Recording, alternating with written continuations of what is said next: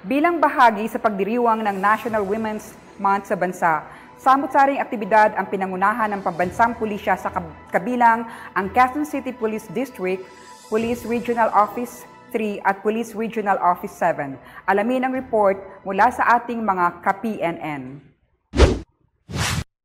Muling ipinagdiwang ng pamunuan ng Police Regional Office 3 ang pagsisimula ng Buwan ng Kababaihan na may temang kakayahan ng kababaihan patutunayan dito sa Camp Captain Julian Olivas, City of San Fernando, Pampanga. Pinangunahan ng buong kaganapan ng ama ng Police Regional Office 3, Police Brigadier General Jose Santiago Hidalgo Jr., Regional Director.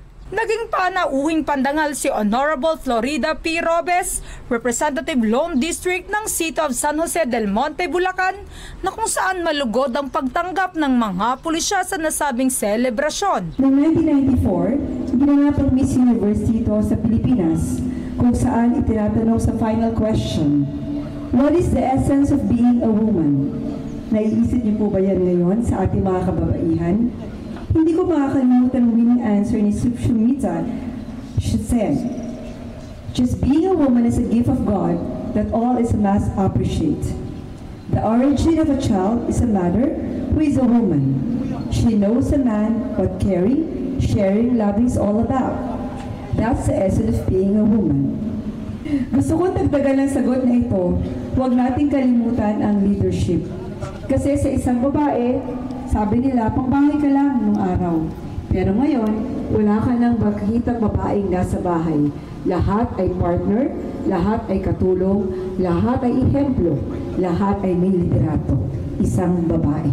Kaya naman nagsanib puwersa ang mga magigiting nating mga babaeng pulis bilang mga paraders na kung saan kanilang ipinakita ang kakayahan sa larangan ng pagtatanghal. Ginawaran din ng mga kababaihang kapulisan ng Gitnang Luzon na may natatanging ambag at kontribusyon sa paghahatid ng serbisyo sa ating mamamayan. Ito ay bilang pagkakaisa sa pagdiriwang ng National Women's Month Celebration na may temang lipunang patas sa bagong Pilipinas. Kakayahan ng kababaihan patutunayan. Ang PNP din ay progresibong tinatanggal ang diskriminasyon sa mga kababaihan.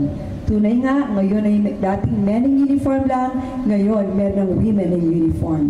Inibigyan dito ng katuparan ng mga pangarap ng madaming kababaihan na magsilbi sa bayan bilang mga pulis. Noong 2022, PNP welcomed its first ever all-women recruit class.